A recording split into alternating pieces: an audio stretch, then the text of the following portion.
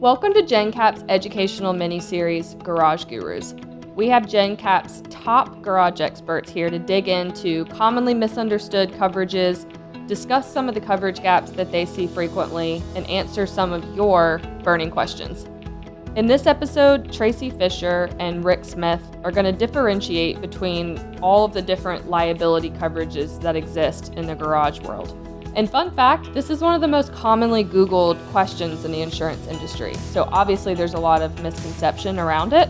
So let's get started.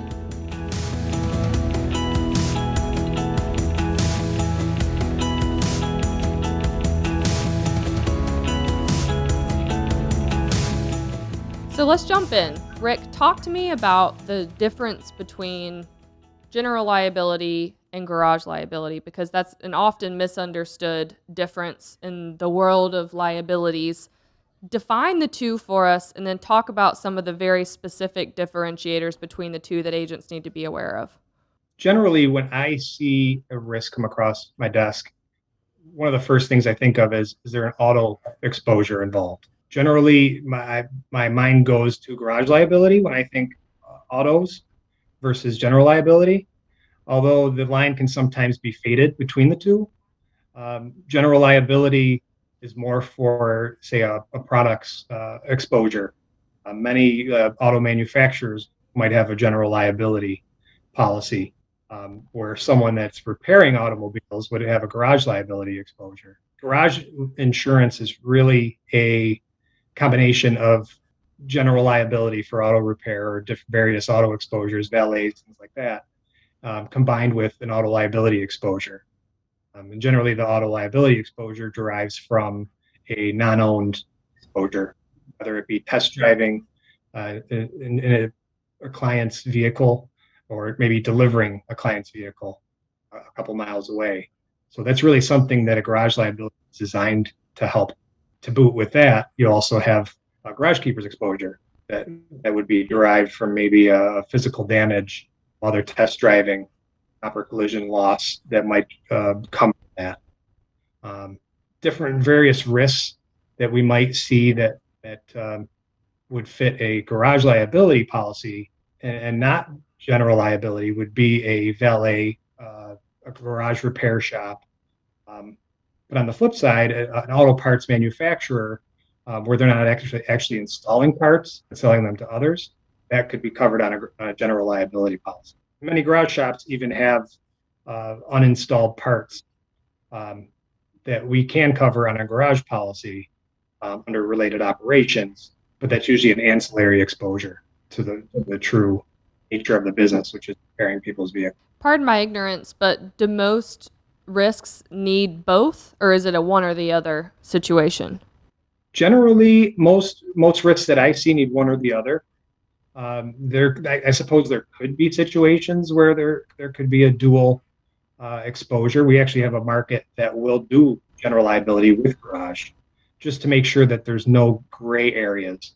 This coverage is provided here, or is it provided there? They can actually write a GL policy and a garage policy combined, which is very unique to the product that they offer.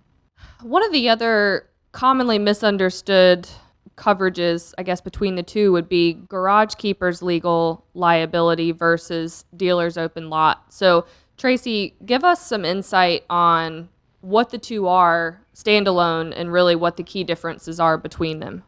Sure. Garagekeepers coverage is the care custody control of non-owned autos. So that would be what it would provide coverage for is basically comp and collision or the physical damage types of incidents that may occur with a customer's auto when it's in your care custody and control. So if you're test driving and you back it into a pole or have an accident and you damage that auto, then that's where you would need the Garagekeepers legal liability coverage. Something that, for something that you're legally liable for, you can have coverage to repair that damaged auto. Obviously, this is mainly for your auto repair shops, but you do have an exposure there when you have an auto dealership as well, because you might be test driving a trade-in. And so you don't own that vehicle yet. So you might need a little bit of Garagekeepers coverage to provide some common collision coverage while you're test driving a customer's auto if you want to keep that as a trade-in. So those are, just a couple examples.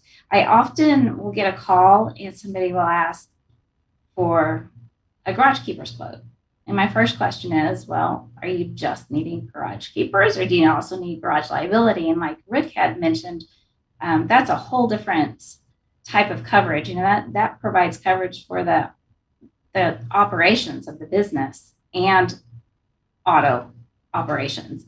So the garage keepers is just a separate piece to the puzzle that is often necessary for both auto repair shops and dealers.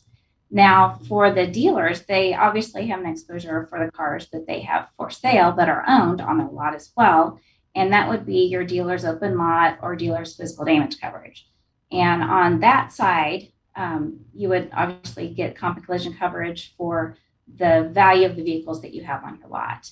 There's a lot that goes into that and trying to determine the proper value for that type of coverage. It is an optional coverage for you. Garage liability is usually mandatory because you'll have to cover those tags, the dealer tags that are on your cars, but the dealer's physical damage or dealer's open lot, that is an optional coverage, but it's very necessary to a lot of the dealerships who have high inventories on their lot, because if they were to have a big incident such as a hailstorm or a tornado or even a fire that spreads to several cars, that could be a huge loss for them.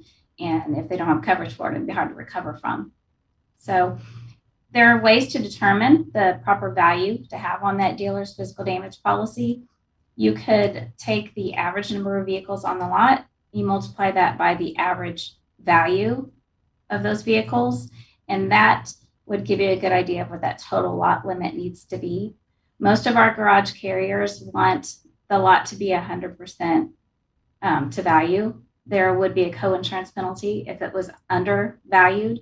So if you were only insuring, half of the value of what your lot truly is, you might only get a claim paid out in half the amount of what the loss was. So you could suffer penalties that way if you don't have your lot fully insured. And this conversation just further amplifies the inherent need to work with a specialized broker, because there are so many common misconceptions and blurry lines of when you need this coverage and when you also need this coverage. It's not a one or the other. Sometimes it's a yes and, sometimes it's or. So that's just the power of the Jencap platform, that you get access to these garage experts that'll set you up for success on your risks.